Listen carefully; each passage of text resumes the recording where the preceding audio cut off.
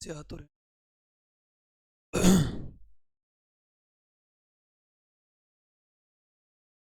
नमस्कार, जय हिंद। एक बार सभी का स्वागत रहेगा लाडलो। बार बार मैसेज कॉल मैंने आपको स्पष्ट बोल दिया है कि बेटा बार बार कॉल ना करें क्लास के लिए। स्पेशल आपको बता दिया गया है कि पूरा कोर्स 15 तारीख तक हो जाएगा, उसके बाद भी बार बार आप कॉल करके परेशान करते हो। बेटा परेशान नहीं करना है। यदि आपको बोल दिया है कि कोर्स कंप्लीट हो जाएगा तो आप बार बार मैसेज ना करें। मुझे भी पता है कैसे करवाना है। बीच में दिक्कत चल रही है, अभी भी मुझे पता है। आज भी नोटिफिकेशन आपके सामने नहीं आया क्योंकि थोड़ा टेक्निकल एरर। समझने का प्रयास करें बेटा ना।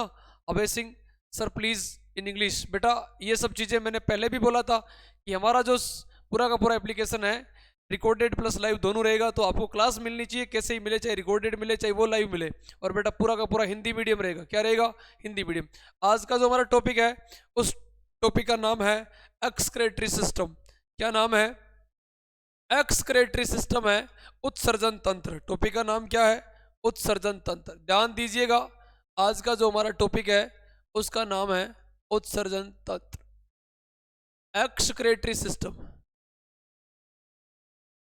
एक्सक्रेटरी सिस्टम, उत्सर्जन तंत्र। सबसे पहली बात, उत्सर्जन तंत्र होता क्या है, कौन कौन से अंग इसके अंदर मिले हुए होते हैं, कौन कौन से इसमें ऑर्गन होते हैं। देखिएगा, बात करते हैं ऑर्गनों की। इसमें ऑर्गन कौन कौन से हैं तो देखिएगा भाई, उत्सर्जन तंत्र के अंदर कौन कौन से अंग मिले हुए। सबसे पहली बात है, इसमें होता है वृक्क, जिसको बोलते हैं किडनी। क्या बोला जाता है? किडनी होती है इसके अंदर। हाँ, ध्यान दे भाई। उसके बाद में सोनू यादव, स्वागत है बेटा। देखो नेक्स्ट इसके अंदर आता है 2 नंबर पे आता है भाई इसमें मूत्रवाहिनी, मूत्रवाहिनी। नंबर 3 पर आता है इसमें मूत्राशय आता है। और नंबर 4 पे इसमें आता है मूत्रमार्ग। कितने भाग हो गए सर? 4 भाग हो। कितने भाग हो गए?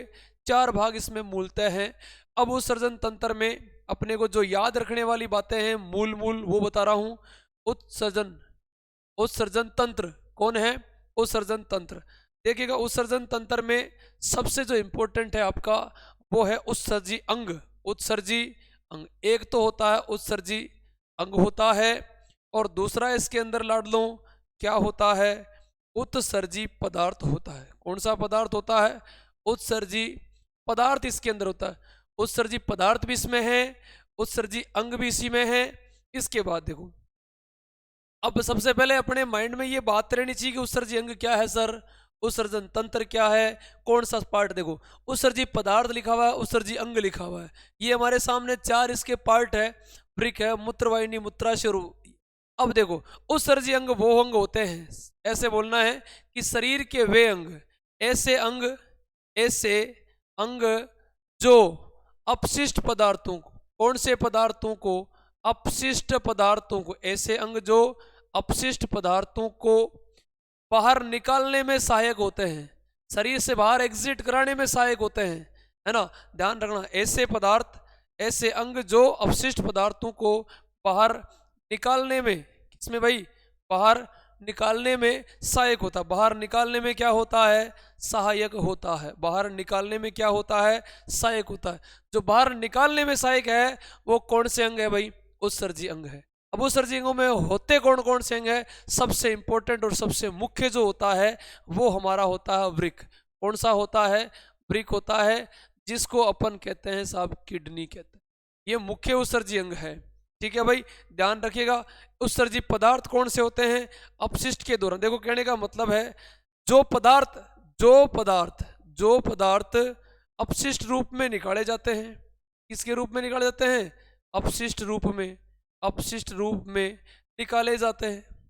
ये लो साहब, अब याद रखना है यहां से सवाल किस टाइप में आएगा साहब, तो मैं आपको कंफर्म करवा दूं, अभी तक कोई सवाल बनने वाला नहीं है।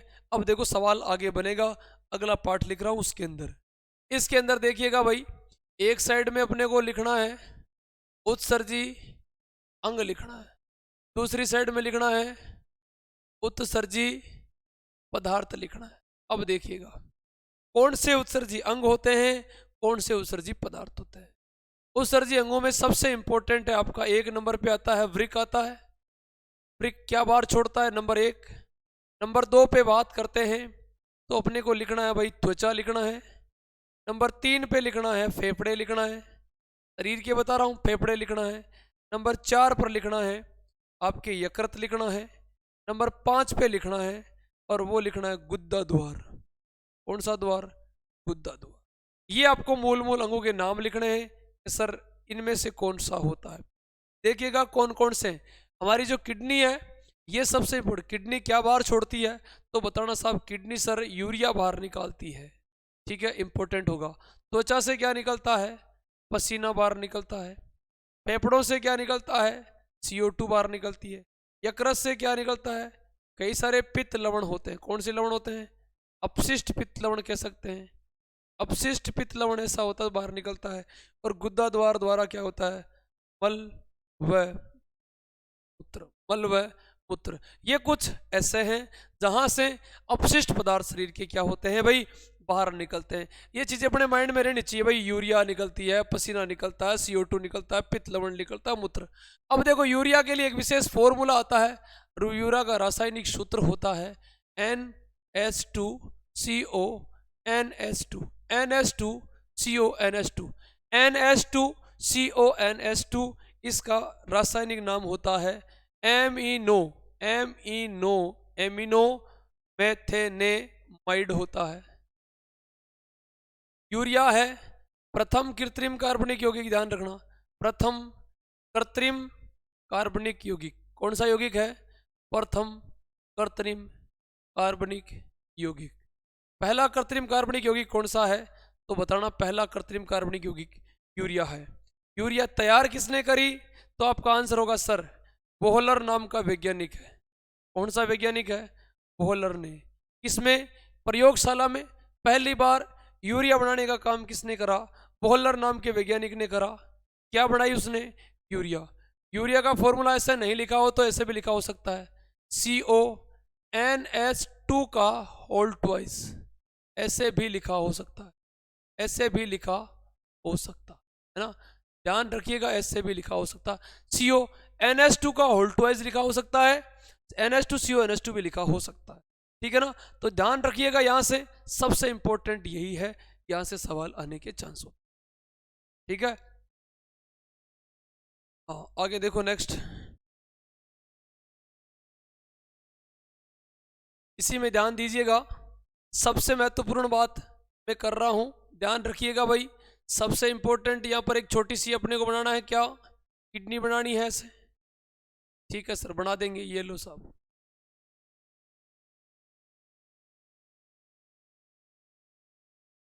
सर डायग्राम बनाना है। ठीक है, छोटा सा।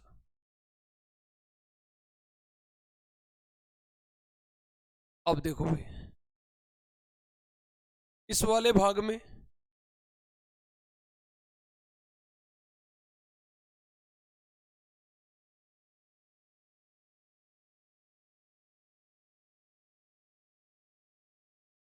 इस टाइप का एक डायग्राम बनाना है।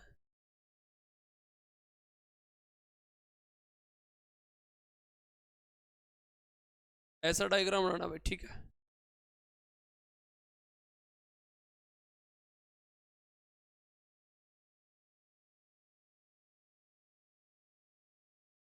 ये हमारी किडनी हो।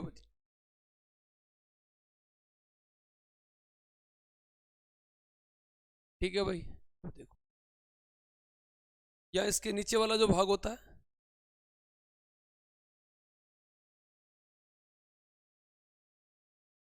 इसको बोलते हैं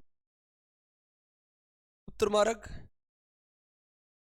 ये होता है उत्तराशय। ये होती है उत्तरवाहिनियां। और ये आपके, मैं कह सकता हूं, ये आपका बायां वृक्क है। और ये आपका कौन सा वृक्क है? दायां वृक्क है। इस वृक्क के ऊपर ग्रंथि होती है जिसका नाम है एड्रिनल। क्या नाम है भाई? एड्रिनल, अधिवृक्क ग्रंथि। अधिवृक्क एक दायां है एक बायां है, दो किडनियां, ध्यान रखना, दोनों इंपॉर्टेंट है। अब देखो भाई, इस वृक्क का अंदर का ये जो भाग होता है, इस अंदर वाले भाग को कहते हैं मेड्यूला, जिसको हिंदी में मध्यांश भी कहते हैं।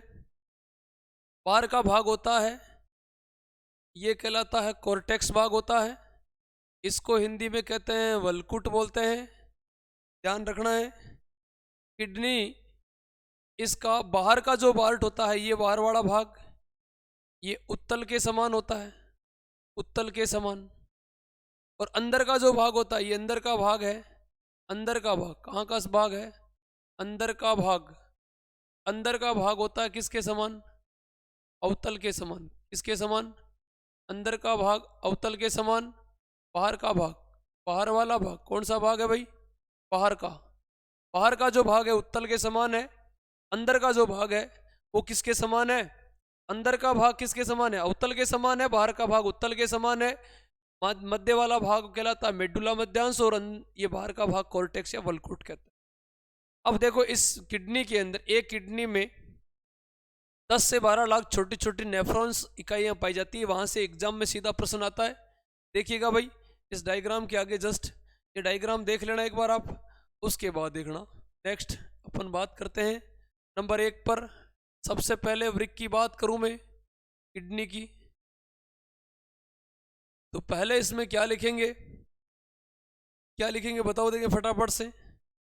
मानव शरीर का, किसका भाई, मानव शरीर का मुख्य उत्सर्जी अंग है। मानव शरीर का मुख्य उत्सर्जी अंग कौन सा होता है, किडनी, ठीक है। फिर एक लाइन आती है, वृक्क या जो किडनी है,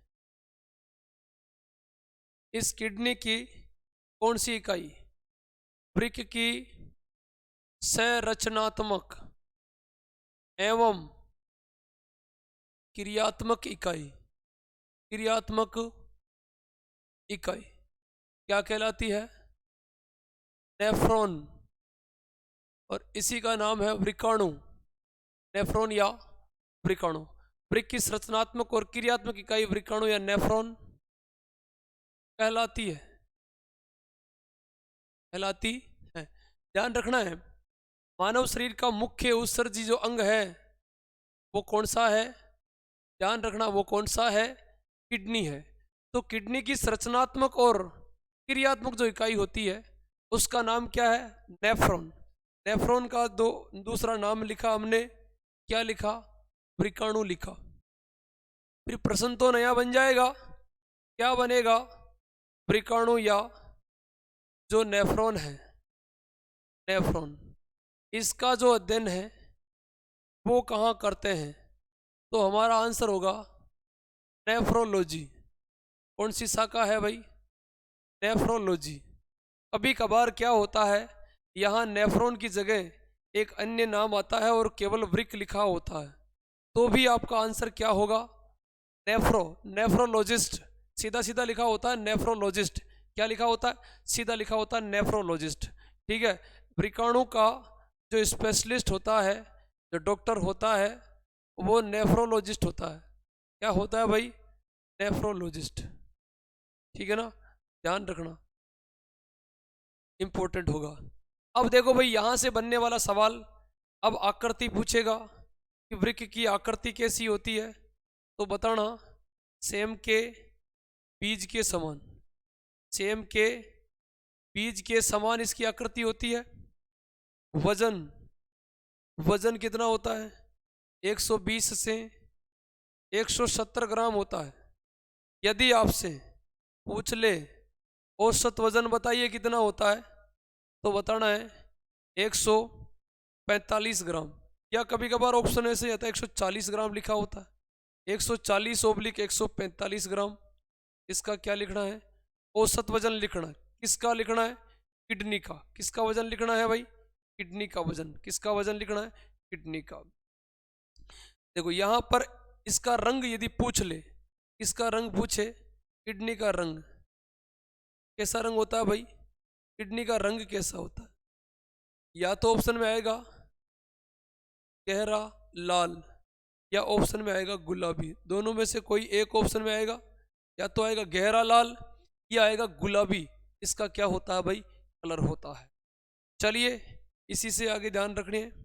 एक छोटी सी बात जो सबसे ज़्यादा महत्वपूर्ण एग्जाम में पूछ ली जाती है, जितने भी स्तनधारी होते हैं, स्तनधारी मतलब मेमेलिया, कौन होते हैं भाई? मेमेलिया। जितने भी मेमेलियंस होते हैं उन सब का अपशिष्ट पदार्थ क्या होता है?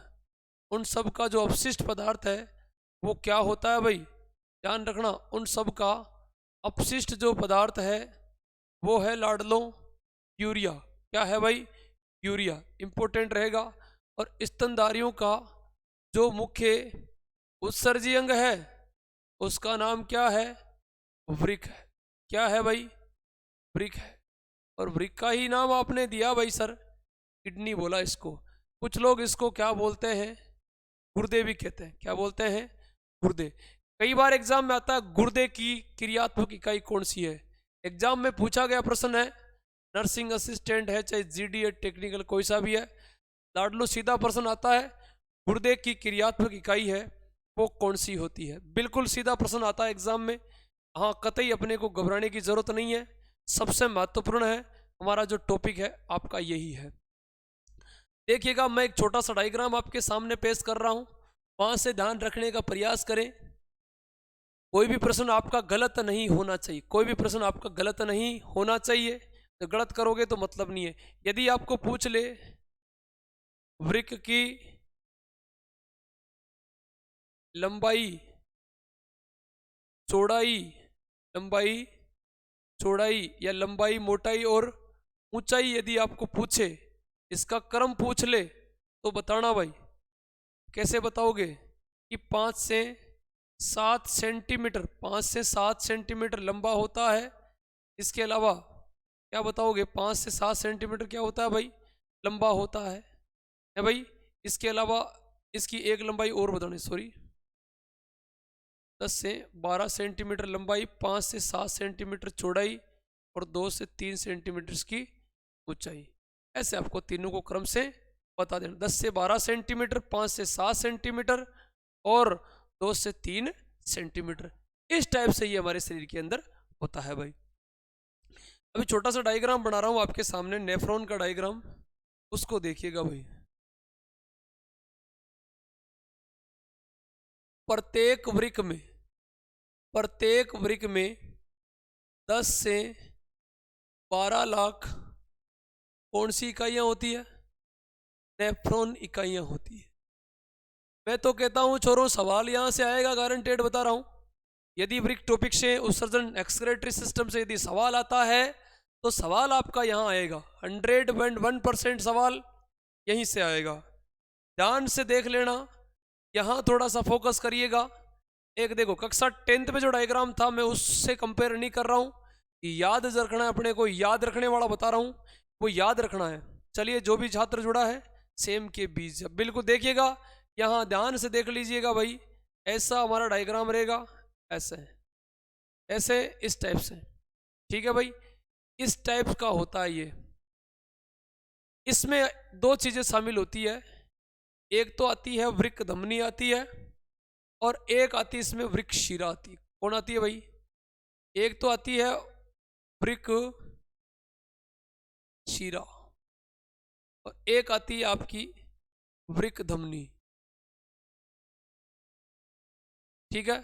और यदि ऑप्शन में ऐसे नहीं लिखा हुआ हो तो ऑप्शन में ऐसे भी आ सकता है, एक धमनी का नाम है अभिवाही, क्या नाम लिखा होता है? अभिवाही धमनी लिखा हो सकता है।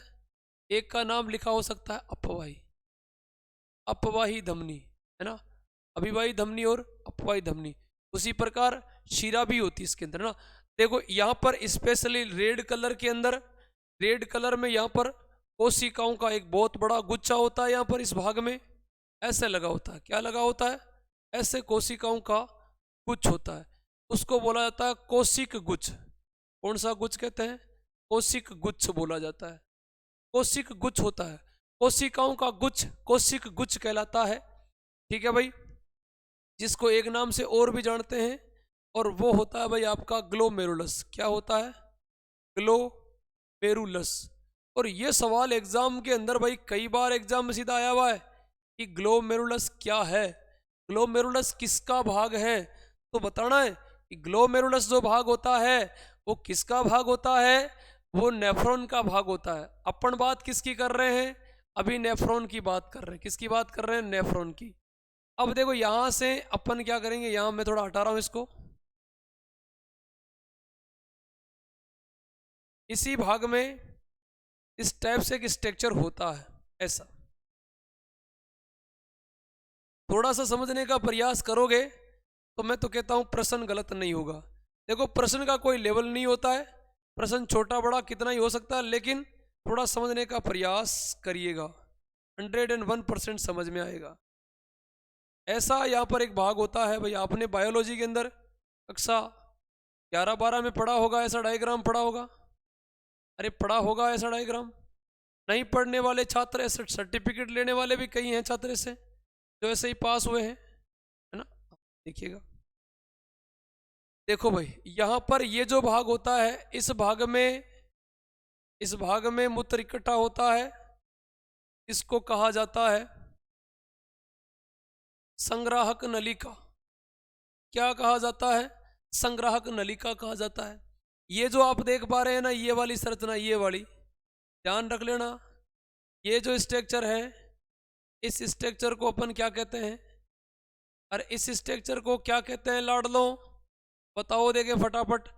ये है सर, ये हमें पता है, आपको पता है तो बता दो। हेनले का लूप है सर। चलिए साहब, हेनले का लूप है तो हेनले का लूप लिख देते हैं। ये इसके पास में पार्ट है, इसीलिए इस भाग को कहते हैं समीपस्थ। क्या बोलते हैं? समीपस्थ। क्या बोलेंगे? समीपस्थ कुंडलित। समीपस्थ कुंडलित भाग बोलते हैं। कौन सा भाग बोलते हैं? समीपस्थ कुंडलित भाग। ये यहाँ पर थोड़ा सा दूर होता है, इसीलिए इस भाग को क्या बोलेंगे? दूरस्थ। क्या बोलेंगे?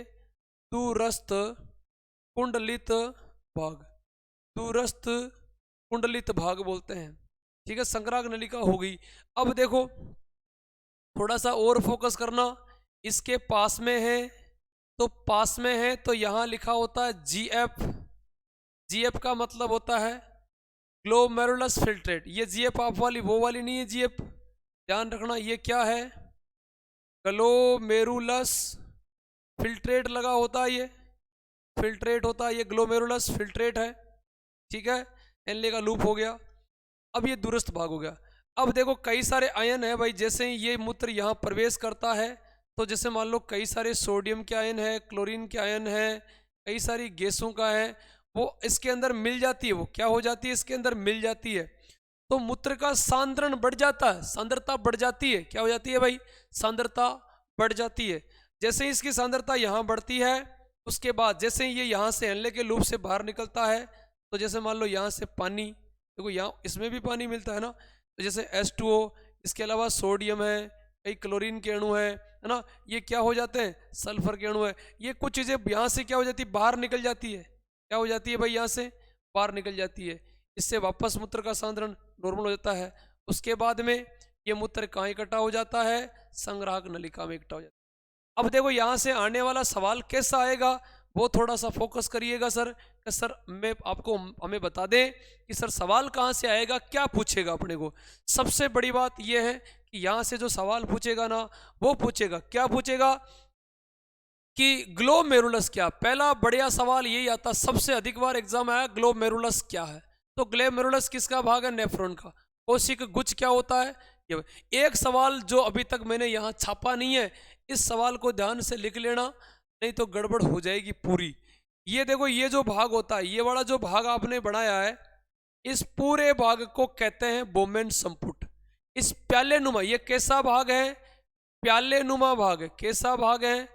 प्याले नुमा भाग है। मैं कहता हूं चाहे पढ़ो, चाहे टॉपिक एक या दो, अरे दिन में टॉपिक चाहे एक पढ़ो, लेकिन जितना पढ़ो उतना याद रहना चाहिए। याद है इसका मतलब है हमारी मेहनत 1 घंटे की वो 100% है। कई सारे मित्र मुझे लाइब्रेरी से देख रहे हैं, कई सारे मित्र घर में बैठे हैं, कई सारे ऐसे विद्यार्थी अदर जगह से भी कोर्स ले रखे हैं, फिर भी अपना पढ़ रहे हैं। देखो मैं ये नहीं कह रहा हूं कि हमें ज़्यादा आ रहा होगा हमारे मीटर में से 100%, लेकिन हमारा उद्देश्य रहेगा आपका लगभग स्कोर बढ़िया करवा देंगे, है ना बेटा। तो ध्यान रखिएगा ये प्यालेनुमा जो भाग होता है, इस प्यालेनुमा भाग का नाम क्या है सर? तो इस प्यालेनुमा भाग का नाम होता है बोमेन संपुट। क्या नाम होता है? बोमेन संपुट नाम है साहब। ये लो साहब, बोमेन संपुट। क्या नाम लिखा आपने? बोमेन संपुट। किसका भाग है बोमेन संपुट? नेफ्रॉन का, ये बाहर का, ये प्यालेनुमा जो भाग होता है उससे। मैं इसकी कोई थ्योरी नहीं लिखाऊंगा, समझ लेना डायग्राम से। प्यालेनुमा भाग कहलाता है बोमेन संपुट। कोशिकाओं का जो गुच्छा होता है उसको कोशिकुज या ग्लोमेरुलस कहते हैं। फिर जैसे ही मूत्र इससे आगे छन के आता है, ये एक प्रकार की छनाने का काम करता है। सीधा सवाल आता है कि रक्त का शुद्धिकरण कहाँ होता है? ये सवाल सीधा आता है, रक्त का शुद्धिकरण। तो आप मुझे बताओ भाई, रक्त का शुद्धिकरण होता कहाँ है? तो आपका आंसर एक ही होगा सर, वृक्क में होता है। अब वृक्क में क्या होती है भाई? कई सारी नेफ्रॉन्स जो इकाइयां होती है वो क्या करती है? रक्त के शुद्धिकरण में इंपॉर्टेंट होती है। तो रक्त है, उसका फिल्ट्रेशन, रक्त का फिल्ट्रेशन कहाँ होता है भाई? तो बता देना कि सर रक्त का फिल्ट्रेशन वृक्क में होता है। हमने डायग्राम से पढ़ा है। अब सीधा भाग आता है, कौन सा नेफ्रॉन का भाग नहीं है? तो संग्राहक नलिका इसमें नहीं आता, ध्यान रखना। बाकी इसके भाग है। संग्राहक नलिका बिल्कुल मूत्र को स्टोर करेगी ना। मूत्र का क्या करना भाई? मूत्र का संग्रहण करना। क्या करना? संग्रहण करना। प्रयास तो अच्छा कर रहा हूं। यदि किसी विद्यार्थी को, राम राम, बिल्कुल सभी विद्यार्थियों को राम राम। आज हिंदू नववर्ष है बेटा, तो हिंदू नववर्ष पर एक बार सभी को मेरी ओर से, मेरे जितने भी लाडले प्यारे सभी भाई जुड़े हुए हैं, उन सभी को हमारी ओर से सभी का स्वागत है सर।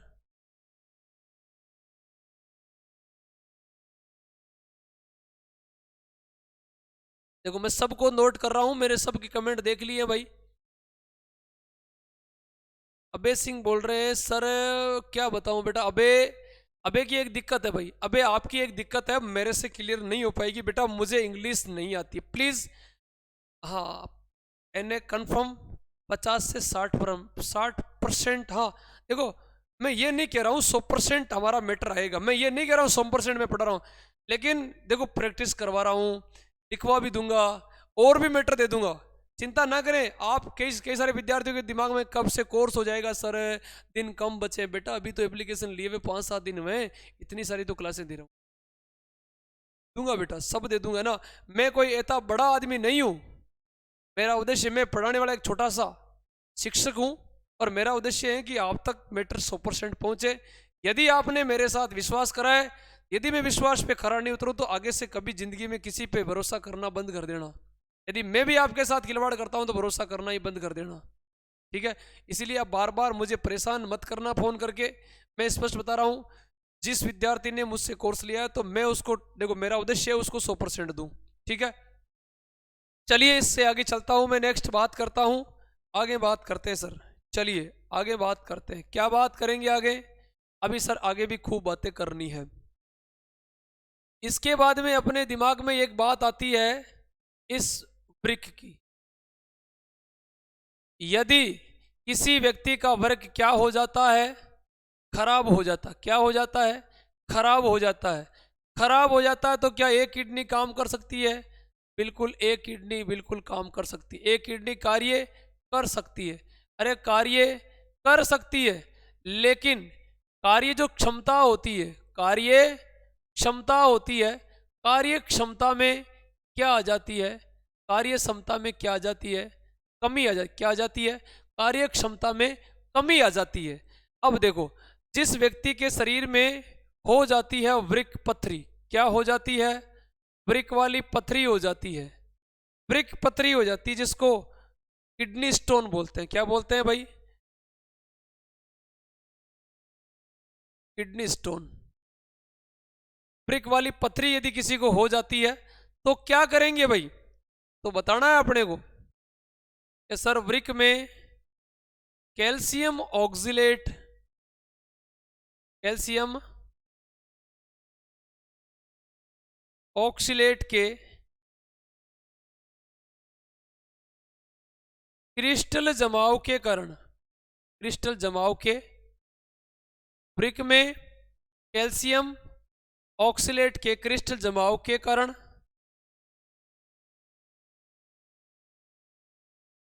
क्या होती है? वृक्क पथरी होती। क्या होती है? वृक्क में कैल्शियम ऑक्सलेट के क्रिस्टल जमाव के कारण क्या हो जाती है?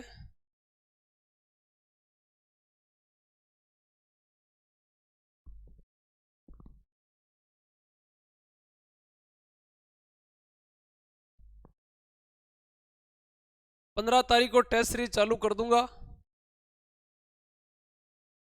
जो भी है आपके पास, जो भी मैटर है बेटा, पढ़ाई करो, कंटिन्यू रहो। याद रखना, वृक्क में कैल्शियम ऑक्सलेट का क्या जम जाता है? क्रिस्टल जम जाता है, जिससे वृक्क में क्या हो जाती है? पथरी हो जाती है।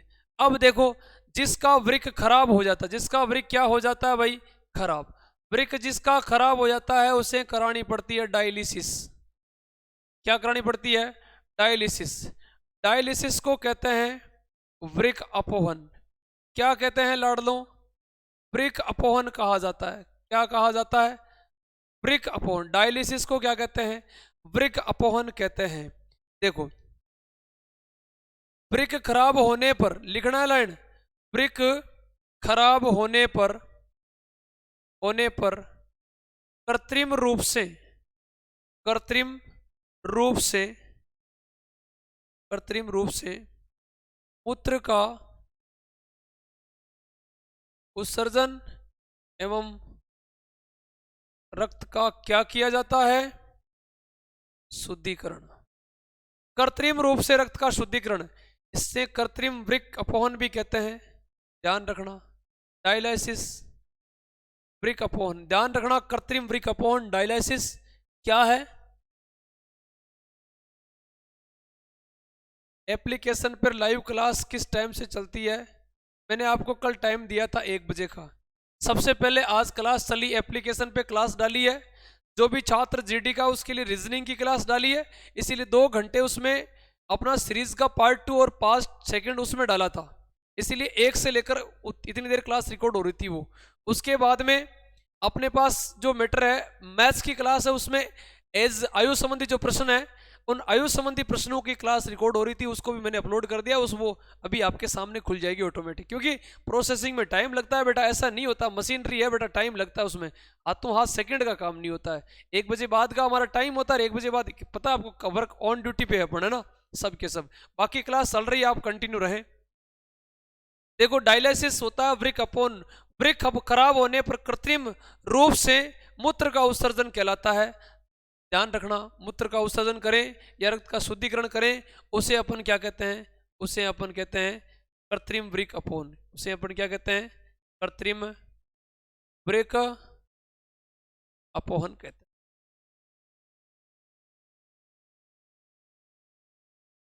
ध्यान कर लेना भाई, ठीक है? ये दोनों बातें आपके माइंड में रहनी चाहिए।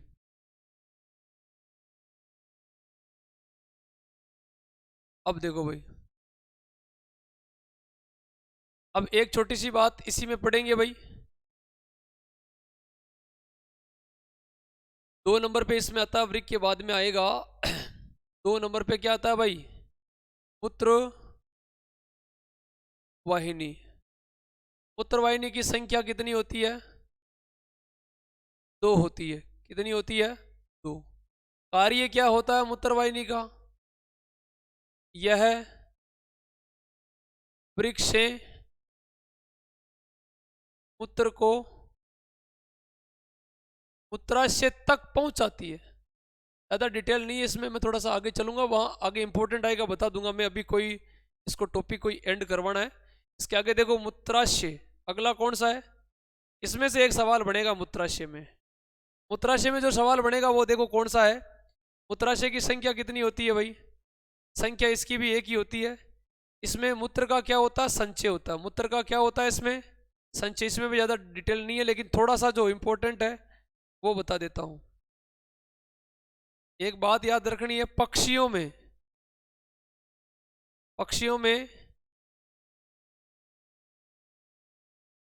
मूत्राशय नहीं पाया जाता है। पक्षियों में क्या नहीं होता है? मूत्राशय नहीं। क्या नहीं होता है? मूत्राशय नहीं होता है। अभी एप्लीकेशन में पढ़ने के अलावा कोई बात नहीं पूछेगा मुझे, केवल और केवल पढ़ाई की बात करेगा, फालतू में कौन सी भर्ती कब आएगी उसका अभी कोई औचित्य नहीं है क्लास के अंदर। पक्षियों में मूत्राशय नहीं होता है, लेकिन इंपॉर्टेंट वो है और वो अपवाद है। और वो अपवाद क्या है? एक पक्षी होता है जिसका नाम है शुतुरमुर्ग। क्या नाम है? शुतुरमुर्ग में क्या पाया जाता है? मूत्राशय पाया जाता है। शुतुरमुर्ग में क्या पाया जाता है? मूत्राशय पाया। शुतुरमुर्ग में क्या पाया जाता है? मूत्राशय। शुतुरमुर्ग में क्या पाया जाता है?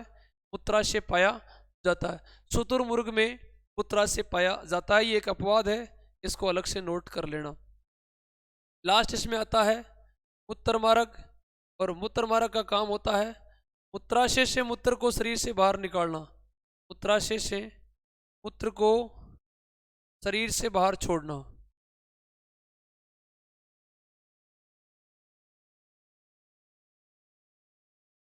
एक बार फटाफट इस चीजों को जल्दी से नोट कर लो भाई, फटाफट नोट कर लो, देखिए जल्दी से।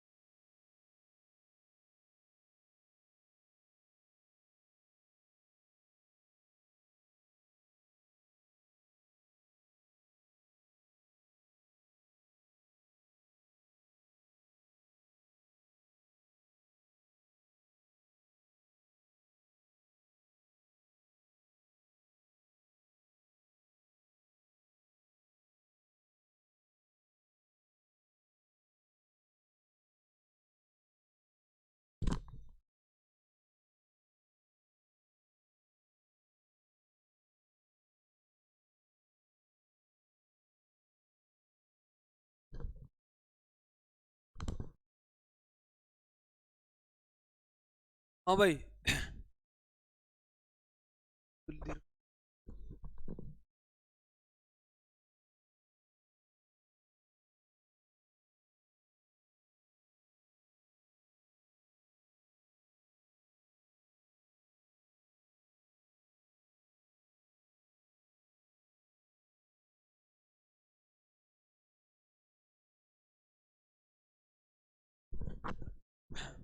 देखो भाई, आपके पास इसमें ले लो।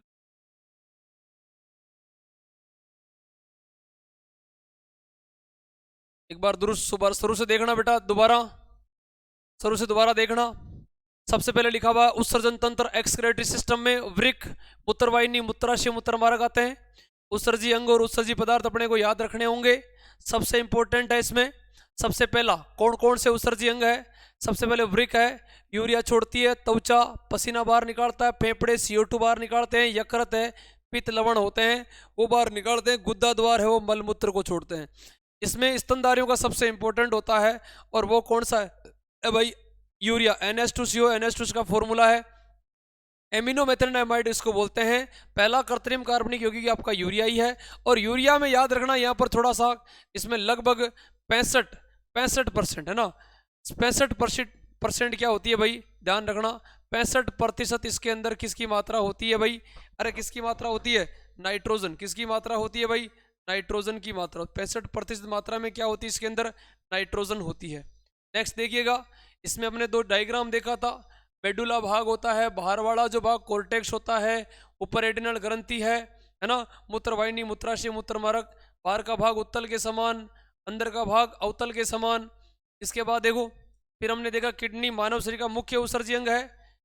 वृक्क की संरचनात्मक क्रियात्मक इकाई नेफ्रोलॉजी वृक्काणु है, आपके ध्यान रखना। वृक्क नेफ्रॉन अध्ययन कहलाता है क्या भाई? नेफ्रोलॉजी। डॉक्टर नेफ्रोलॉजिस्ट होता है। आकृति सेम के बीज के समान, वजन 120 से 70, औसत वजन 140 से 145 ग्राम। पूरा इसका जो रंग है वह गहरा लाल या गुलाबी होता है। अगला देखिएगा, स्तनधारी या मेमेलिया जो वर्ग है उसके अंदर स्पेशली जो अपशिष्ट पदार्थ है वो यूरिया होती है। और इसका उत्सर्जी अंग है स्तनधारियों का, उसका नाम है, उत्सर्जी अंग का नाम है वृक्क या किडनी, जिसे गुर्दे बोलते हैं। और गुर्दे की क्रियात्मक इकाई होती है वो आपकी वृक्काणु होती है। वृक्क की लंबाई चौड़ाई ऊंचाई है उसमें देखना भाई, उसमें 10 से 12, 5 से 7 और 2 से 3 सेंटीमीटर इसकी लंबाई चौड़ाई ऊंचाई है। इसके अलावा प्रत्येक वृक्क में 10 से 12 लाख नेफ्रॉन इकाइयां होती है। और इसमें ध्यान रखना, ये गोल, ये दो दिखाई दे रहा है ना प्याले वाला भाग, ये प्याले वाला भाग कहलाता है क्या, बोमेन संपुट कहलाता है। और इसमें कोशिकाओं का गुच्छा होता है, ये आपका ग्लोमेरुलस है। इसके अलावा यहाँ पर ये नज़दीक भुजा समीपस्थ है, ये दूर वाली भुजा दूरस्थ है। ये ग्लोमेरुलस फिल्ट्रेट है, जीएफ जिसका नाम लिखा हुआ ना ग्लोमेरुलस, ये क्या है भाई, ये फिल्ट्रेट है, ठीक है ना। इसके बाद में यहाँ पर कई सारे आयन इसके अंदर मिल जाते हैं जिससे मूत्र की सांद्रता बढ़ जाती है। फिर उसके बाद ये जो मुड़ा हुआ यू आकार में, उल्टे यू आकार में है, तो ध्यान रखना ये जो यू आकार का भाग है, इस यू आकार के भाग को अपन क्या कहते हैं, हेनले का लूप कहते हैं। और इसके बाद में देखो यहाँ से वापस जैसे ही हेनले के लूप से ऊपर आता है मूत्र, तो ये आयन है बाहर निकल जाते हैं, जिससे वापस ये नॉर्मल वे में आता है। उसके बाद यह संग्राहक नलिका मूत्र इकट्ठा हो जाता है। इसके बाद देखिएगा, वृक्क यदि किसी का खराब है या किडनी जिसकी खराब है, उसकी कार्य क्षमता है, ग्लोबल पे भेजो ना, ग्लोबल भेज दो,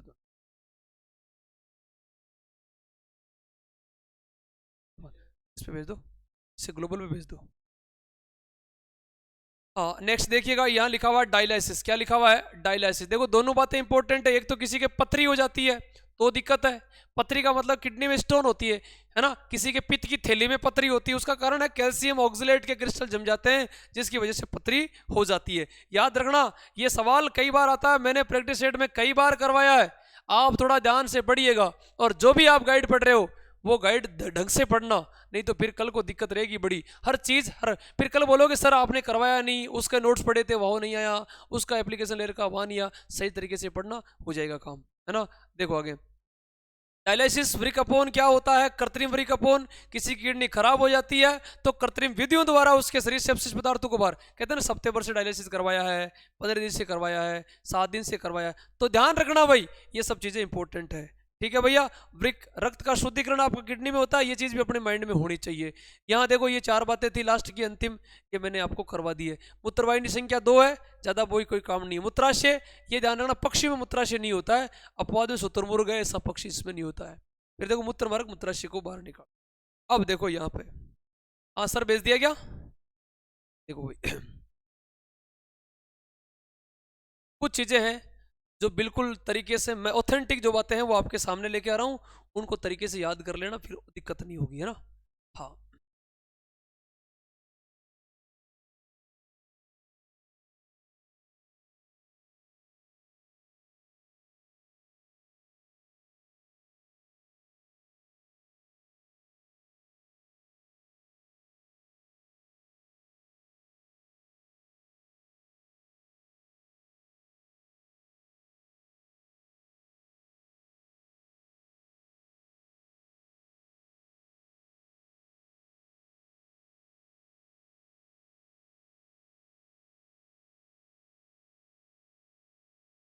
ये देखो भाई, एक छोटा सा बिल्कुल शॉर्ट में आपके दिमाग में रहे, और पेज है पूरा अपनी बुक का, और उसको थोड़ा सा एक बार देख लेना भाई। सीधी सीधी बातें लिखी हुई है, और मैं भी आपको एक बार कंफर्म करवा दूंगा, ठीक है। आगे देखना नेक्स्ट।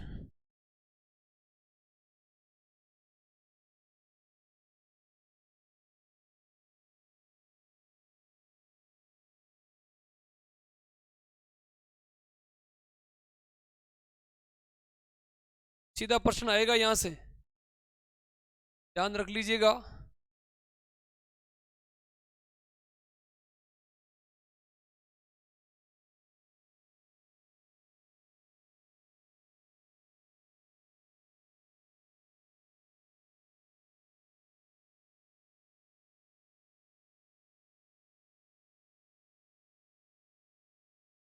देखो इसको ध्यान से देखना। सबसे पहले आपके सामने लिखा हुआ कुछ ऐसे जंतु है जिनके विशेष उत्सर्जी अंग दे रखे हैं, और वो कौन से जंतु है जिनके उत्सर्जी अंग कौन कौन से होते हैं, यहां से एक प्रश्न है भाई, बहुत ज्यादा इंपॉर्टेंट बनता है। और वो कौन कौन सा? सबसे पहला एक संघ ले रखा है एनेलिडा। एनेलिडा संघ में एक प्राणी जिसका नाम लिखा हुआ है केचुआ। कौन सा प्राणी है? केचुआ। केचुए के अंदर जो उत्सर्जी अंग होता है उसका नाम है नेफ्रीडिया। क्या नाम है लाड लो? ध्यान रखना, केचुए का जो उत्सर्जी अंग होता है उसका नाम है नेफ्रीडिया। फिर लिखा हुआ प्रोटोजोआ संघ, जिसमें आता है स्पेशली अमीबा। अमीबा में कोशिका झिल्ली या रसदानी आएगा। देखो मैं कहता हूं एक सवाल यहां से आने के पूरे एक सवाल का मतलब है यहां से जीडी वालों के लिए 2 नंबर का, नर्सिंग असिस्टेंट वालों के लिए भी ध्यान रखना 4 नंबर का सवाल क्लियर हो रहा है। इसका मतलब आपका एक क्वेश्चन है वो बिल्कुल यहां से पूरा ठीक हो जाएगा, ध्यान रखना। देखो भाई, एनेलिडा संघ होता है, एनेलिडा संघ में जो उत्सर्जी अंग है उसका नाम है नेफ्रीडिया। प्रोटोजोआ संघ है अमीबा, उसमें आता है, इसमें कोशिका झिल्ली और रसदानी है, उसके द्वारा वो उत्सर्जी अंग कह सकते हैं अपशिष्ट पदार्थों को बाहर निकालता है। पोरीपेरा जो संघ है उसमें आता है साइकन नाम से जो जीव आता है, उसके अंदर भी प्लाज्मा झिल्ली अर्थात साथ में देखो यहाँ कोशिका झिल्ली या प्लाज्मा झिल्ली अर्थात देह भित्ति और नाल तंत्र है उसका इंपॉर्टेंट होगा। फिर स्लेंट्रेटा संघ में आता है हाइड्रा। हाइड्रा ध्यान रखना, हाइड्रा वैसे एक जलीय पादप की श्रेणी में आता है और वो स्पेशली प्लाज्मा झिल्ली या इसका भी अपशिष्ट है, उत्सर्जी अंग है, उसका नाम प्लाज्मा झिल्ली है और वो अपशिष्ट पदार्थ को इससे बाहर निकालता है। अगला है जीवों में प्लेटी हेलमेंथीज, जिसको पिताकर्मी, इसमें स्पेशली जो जीव आते हैं पिताकर्मी और उनमें होती है ज्वाला कोशिकाएं। ये सवाल एग्जाम में पूछा गया है, वेरी इंपॉर्टेंट। कौन से जीवों में ज्वाला कोशिकाएं उत्सर्जी अंग को बाहर निकालती है? तो ध्यान रखना ज्वाला कोशिकाएं किन का उत्सर्जी अंग है? तो ध्यान रखना पिताकर्मी या प्लेटी हेलमेंथीज का। यहां से इस बार भी सवाल आए थे और आगे भी आएंगे लाडलो, इंपॉर्टेंट होगा, बहुत ज्यादा इंपॉर्टेंट है। प्लेटी हेलमेंथीज पिताकर्मी होता है, उसके अंदर जो ज्वाला कोशिकाएं हैं वो उत्सर्जी अंग होता है, याद रखिएगा। अब है सबसे बड़ा, जंतु का सबसे बड़ा जो संघ होता है उसका नाम है आर्थ्रोपोडा। याद रखना, जंतु का सबसे बड़ा संघ, जंतु का सबसे बड़ा जो संघ होता है उस संघ का नाम क्या होता है? अरे क्या नाम है? आर्थ्रोपोडा संघ। कौन सा संघ है? आर्थो। ये सवाल भी एग्जाम में आया गया है, सबसे बड़ा, जंतु का सबसे बड़ा संघ कौन सा है? आर्थ्रोपोडा। कौन सा संघ है? आर्थ्रोपोडा संघ है। अब देखो इसमें क्या क्या है, एक तो लिखा हुआ है क्रस्टेशिया वर्ग जिसमें प्रोन या झींगा आते हैं, एक लिखा हुआ अरेक्टिना लिखा हुआ है उसमें मकड़ी आती है, एक स्पेशली कीट लेकर जिसमें इंसेक्ट मतलब इंसेक्ट यानी कीट होता है, तिलचट्टा और मक्खी आते हैं। अब आप माइंड में लगाना कि इसमें क्या क्या आते हैं, इस वर्ग में कौन कौन आते हैं। एक तो झींगा इसमें आते हैं, प्रोन इसमें आते हैं, मकड़ी इसमें आती है, इंसेक्ट कीट इसमें आते हैं, तिलचट्टा इसमें आ रहा है, मकड़ी ये मक्खी इसमें, ये सभी के सभी ध्यान रखना छोटे कीड़े मकोड़े जितने भी होते हैं ना वो सब के सब कौन से संघ में आते हैं? आर्थ्रोपोडा संघ में आते हैं। जंतु का सबसे बड़ा संघ कौन संघ है? जंतु का सबसे बड़ा संघ आर्थ्रोपोडा होता है। मेरा उद्देश्य है आपका सवाल में लाने में तो कहीं से भी कुछ, तो देखो ये जो चीजें इंपॉर्टेंट रहेगी, सीधा प्रश्न आएगा एग्जाम में, यहां से सीधा प्रश्न आएगा। विभिन्न जंतु और जंतुओं के विशेष उत्पाद इंपॉर्टेंट रहेगा तो याद कर लेना। देखो सीधा लिखा हुआ है झींगा जो भी होते हैं, झींगा या प्रोन होता है उनमें हरित ग्रंथियां होती है, ग्रीन ग्रंथि लिखा हुआ है ना, ग्रीन यानी हरित ग्रंथियां। कौन सी ग्रंथियां? हरित ग्रंथियां। तो सवाल ये भी आ सकता है हरित ग्रंथियां किन क्या उत्सर्जी अंग होता है? तो बताना प्रोन या झींगा के अंदर होता है। कोक्शल जो ग्रंथि होती है स्पेशली मकड़ी के अंदर किसमें होती है? मकड़ी में कोक्शल ग्रंथियां होती है। और कीट तिलचट्टा और मकड़ी में मेलपीगियन नलिका, मेलपीगिका, ध्यान रखना मेलपीगी नलिका होती है, ध्यान रखना इंपॉर्टेंट है। और ये आपका वृक्क का ही पार्ट होता है हालांकि उसका, लेकिन वो जीव कौन से हैं? कीट होते हैं। कौन से होते हैं? कीट होते हैं। जिस प्रकार हमारे शरीर में किडनी है उसी प्रकार इनके शरीर में ये पार्ट होते हैं। अब है मोलस्का में आता है घोंगा। कौन आता है भाई? घोंगा आता है। और घोंगे में हमारे समान क्या होती है भाई? किडनी होती है। क्या होती है? किडनी ही होती है। अब है पक्षी और सरीसृप, इसमें ध्यान रखना पक्षी और सरीसृप में जो अपशिष्ट के लिए ध्यान रखना कोई किडनी नहीं होती है, वो सीधा आहार तंत्र द्वारा अपशिष्ट को सीधा बाहर त्याग दे। बार बीट करते हैं ना पक्षी, बीट के साथ टॉयलेट करते हैं, बीट के साथ क्या कर देते हैं? टॉयलेट कर देते हैं। तो ध्यान रखना आहार नाल द्वारा सीधे त्यागते हैं। अगला है स्तनधारी, ये है अपन। अपने में ध्यान रखना, अपशिष्ट पदार्थों में अपन किडनी द्वारा निकालते हैं, कुछ लीवर द्वारा निकालते हैं, कुछ त्वचा द्वारा निकालते हैं, कुछ फेफड़ों द्वारा। देखो फेफड़ों द्वारा CO2 निकालते हैं, यहाँ से पसीना बाहर निकालते हैं, और लीवर से क्या बाहर निकालते हैं? अरे लीवर से क्या बाहर निकालते हैं? पित्त लवण बाहर निकालते हैं, पित्त लवण निकालते हैं।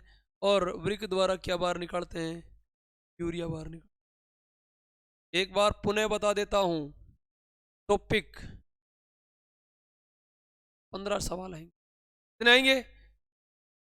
15 में से एक सवाल, 15 में से एक सवाल यहां से आएगा पक्का, शर्तिया बात है, एक सवाल आएगा। हो सकता है वो डायलिसिस का पूछे, हो सकता है वो नेफ्रॉन का पूछे, हो सकता है वो वहां नेफ्रॉन की इकाई में से पूछ ले, उत्सर्जी में से पूछ ले। इस पन्ने को तरीके से पढ़ लेना, इस पन्ने को तरीके से पढ़ लेना, गलती मत कर देना। मैं कहता हूं चाहे टाइम लग जाए लेकिन तरीके से याद करना। देखो मेरे साथ साथ एक बार याद करने का प्रयास करें। सबसे पहले एनेलिडा केंचुआ जो होता है उसका उत्सर्जी अंग होता है नेफ्रीडिया। प्रोटोजोआ अमीबा का होता है कोशिका झिल्ली और रसदानी। पोरीपेरा साइकिन का होता है प्लाज्मा झिल्ली। सिलेंट्राटा हाइड्रा का कौन सा होता है? प्लाज्मा झिल्ली। ध्यान रखना, देखो इसमें प्लाज्मा झिल्ली है ना, देखो इसमें प्लाज्मा झिल्ली है, इसमें प्लाज्मा झिल्ली है। इसका मतलब है पोरीपेरा और सिलेंट्रेटा जो वर्ग है उन दोनों का सेम ही है। ठीक है, यदि ऑप्शन नहीं आए तो नाल तंत्र लिख देना। ये फीताकर्मी इसकी ज्वाला कोशिका होती है, और प्रोन वगैरह होते हैं, झींगा होते हैं, उनके लिए हरित ग्रंथियां होती है। ध्यान रखना, हरित ग्रंथियां होती है। मकड़ी के अंदर कोक्सल ग्रंथियां होती है, और कीटों के अंदर मेलपी की नलिका होती है, और गोंगा होता है उसके अंदर किडनी। देखो मनुष्य का स्पेशली स्तनधारियों का और हमारे शरीर के अलावा एक और है जीव जिसका नाम मोलस्का।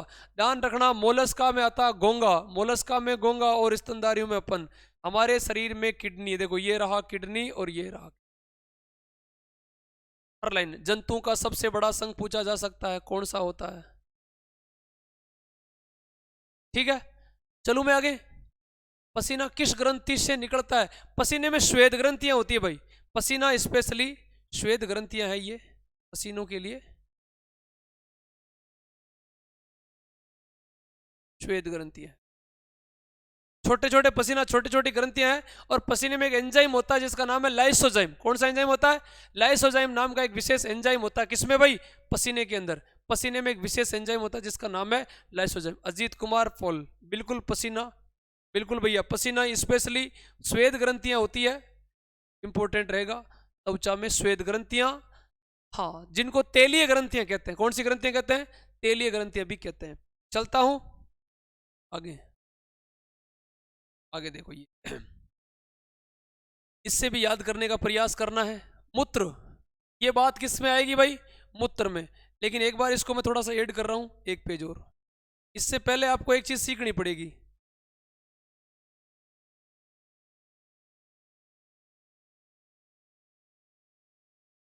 एक छोटी सी बात सिखा रहा हूं, वो देखिएगा भाई। सबसे पहली बात करते हैं मूत्र।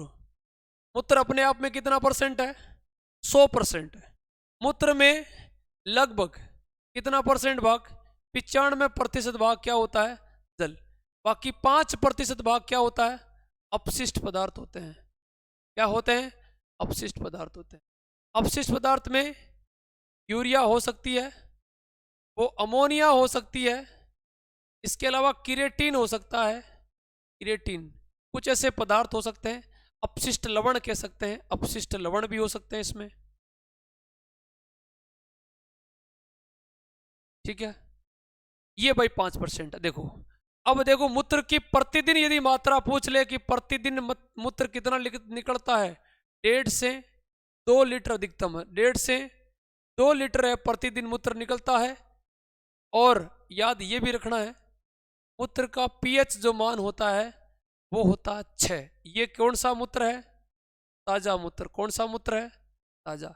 यदि ऐसे मूत्र का पीएच आए तो 6.4 आता है। क्या आता है भाई? 6.4। प्रकृति यदि पूछे तो कैसी होती है? अम्लीय प्रकृति। प्रकृति कौन सी बताना है? अम्लीय बताना। एक सवाल आता है, मूत्र में गंध क्यों आती है? तो आपका आंसर आएगा यूरोक्रोम वर्णक के कारण।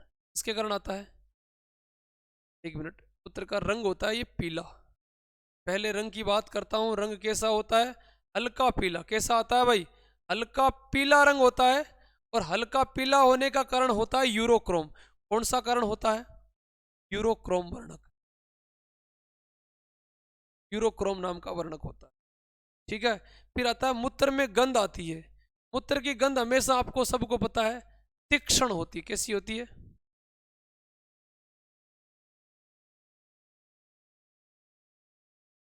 मूत्र की गंध कैसी होती है? तीक्ष्ण होती है, तीखी होती है। तीक्ष्ण का मतलब क्या होती है? तीखी होती है। इसका कारण क्या है भाई? मूत्र की गंध तीखी होने का कारण होता है मूत्र में एक विशेष यूरिनोइड होता है। क्या होता है? यूरिनोइड के कारण।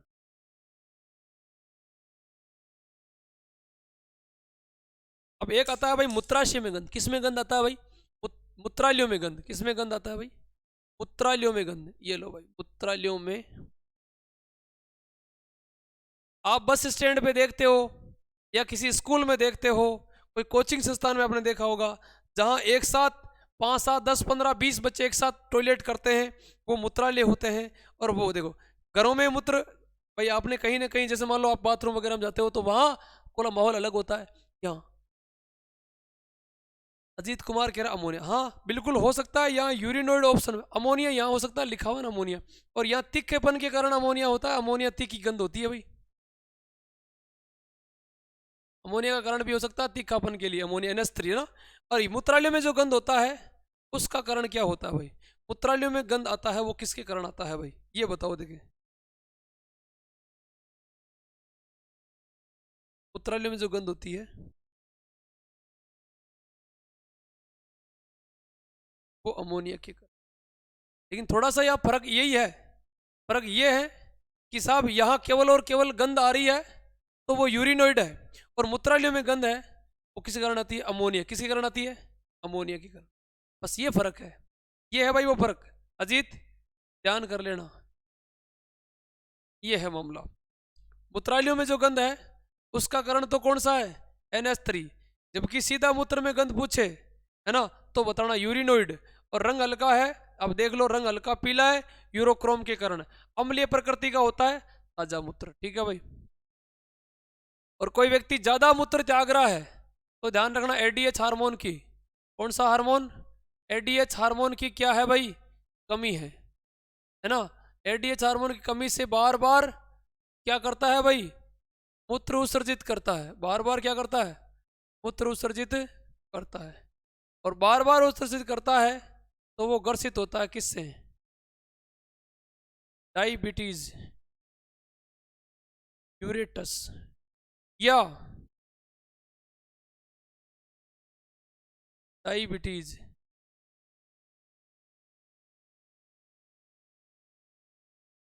इंसिपिटस।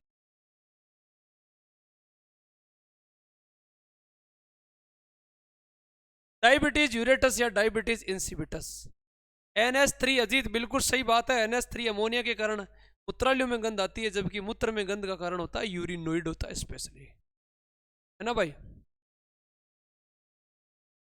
कमी है,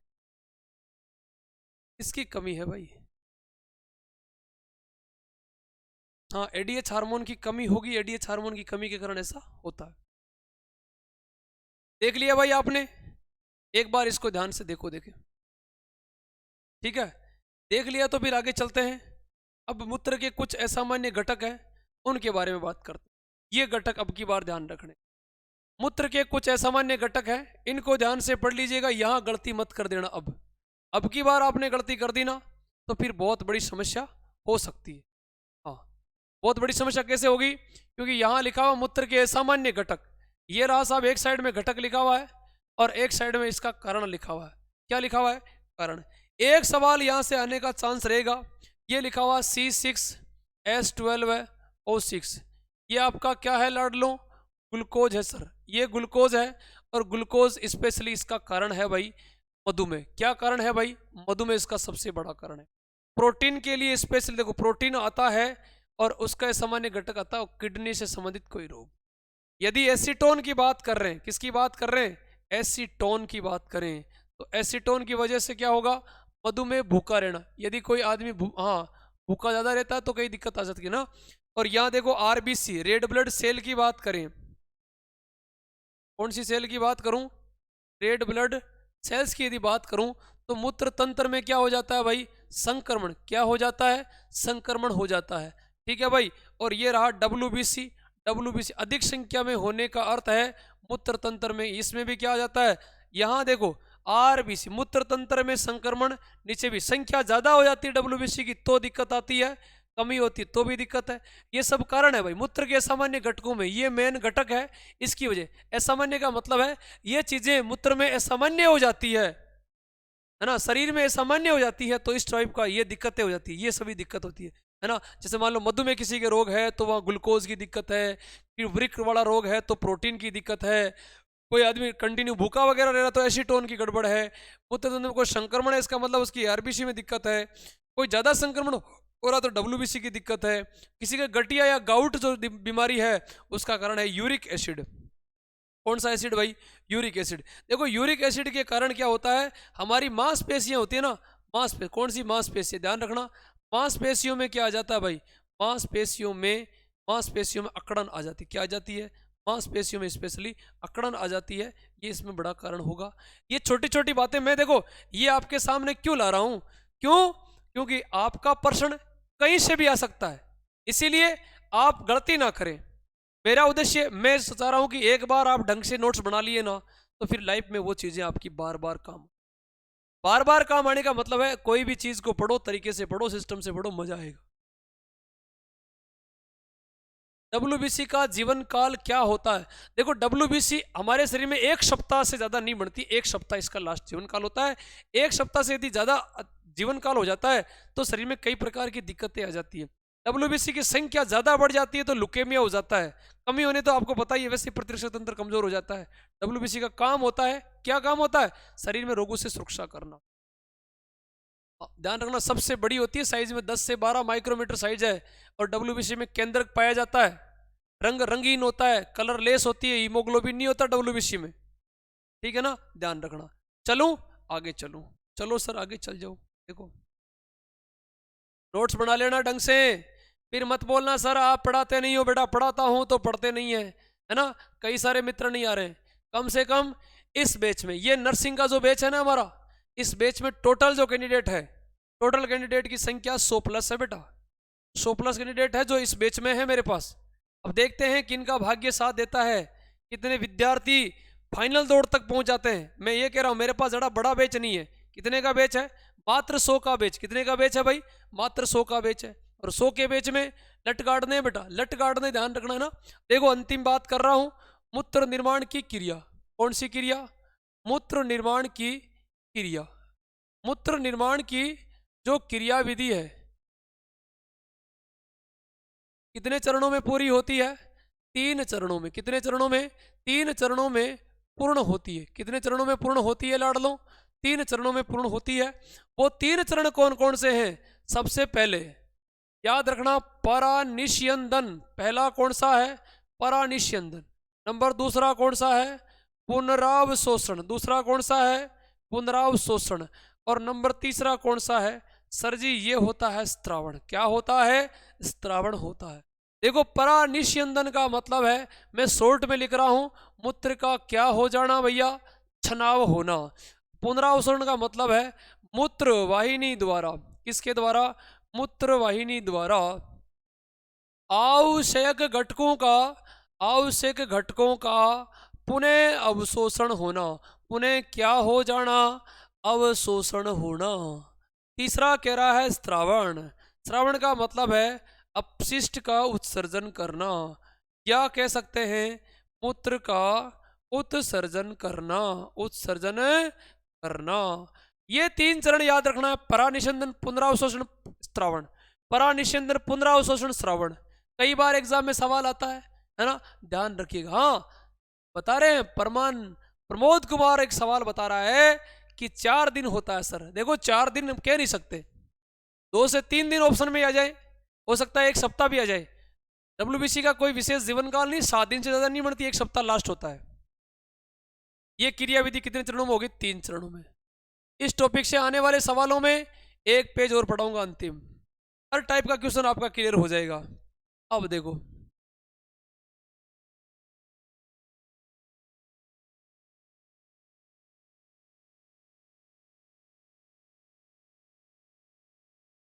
नाइट्रोजनी अपशिष्ट पदार्थों को बाहर निकालने के आधार पर जीवों का वर्गीकरण कैसे किया हुआ है, यह ध्यान रखना। सबसे पहले 1 नंबर पे सबसे पहला है इसमें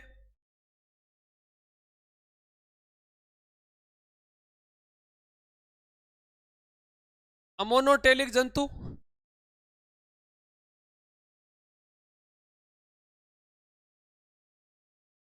यूरियोटेलिक जंतु,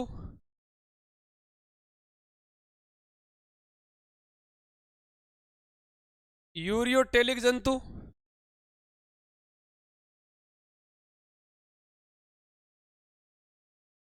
एमिनोटेलिक जंतु। फटाफट से इन चारों के बारे में जल्दी से आप लोग सर्च करें कि किसका क्या होगा। अमोनोटेलिक किसे कहते हैं, यूरियो किसे कहते हैं, यूरिको किसे कहते हैं, एमिनो किसे कहते हैं, जल्दी जल्दी लिखे देखें। सर सभी का मूत्र सबका सेम होता है सर सभी का मूत्र सबका सेम कैसे होता है बेटा, सबका अलग अलग होता है, मूत्र तो सबका अलग अलग होता है। देखिए अपशिष्ट पदार्थों को, मूत्र में नाइट्रोजन अपशिष्ट पदार्थ बाहर निकलते हैं शरीर के कई सारे। अमोनोटेलिक का मतलब है NH3 अमोनिया उत्सर्जन करने वाले, अमोनिया।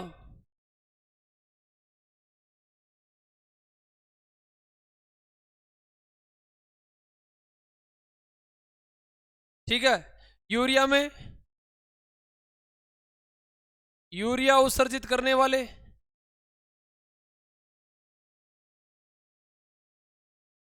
यूरिकोटेलिक में मतलब यूरिक अम्ल उत्सर्जित करने वाले,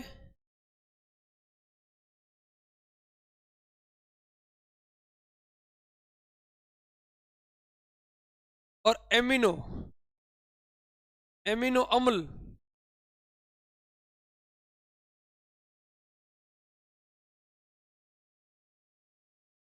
करने वाले। अगली आपकी जो क्लास होगी ना भाई, ये लिखने के बाद, हाँ अगली जो क्लास होगी लगभग आपके 30 मिनट पे चलेगी। अभी एक बार इसको उतारो फटाफट से, है ना, फटाफट जल्दी उतारो देखे।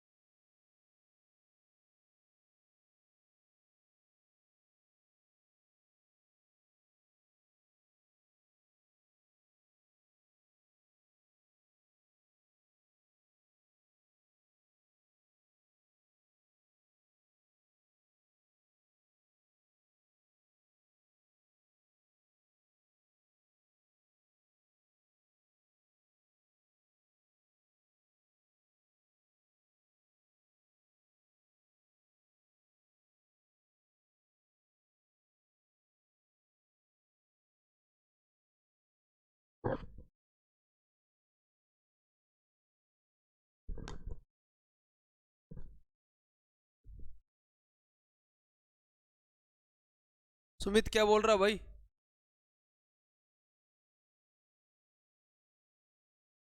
उतार लिया होगा शायद सभी ने, अरे उतार लिया ना।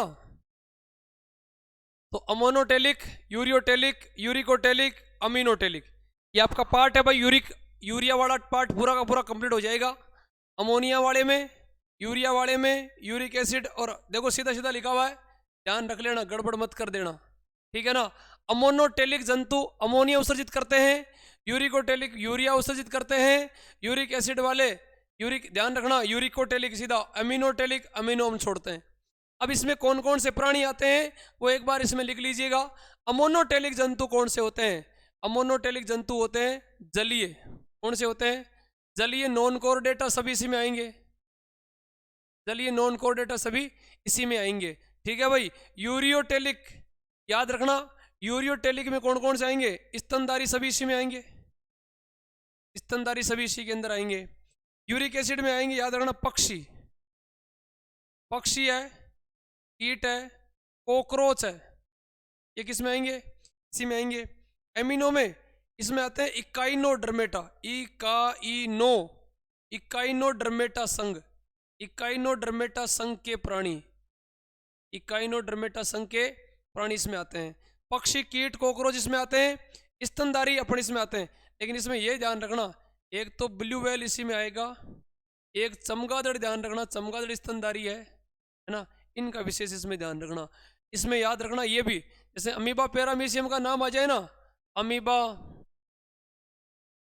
पैरामीशियम यूग्लिना, ये सब इसी में आएंगे ना, और मछली इसी में आती है, ठीक है ना भाई। और यूरिया में एक बात ये भी ध्यान रखना, इसमें ये मेंढक भी आता है। कौन आता है भाई? मेंढक भी इसी में ही आता है। ये मूल चीजें हैं भाई, आप एक बार लिख लेना। अब ये क्लास यही समाप्त कर रहा हूं मैं, कंप्लीट हो चुकी है। एक बार ध्यान से इसको देख लेना भाई, पूरी क्लास बढ़िया सिस्टम से, ठीक है भाई। ओके, जय हिंद, राम राम।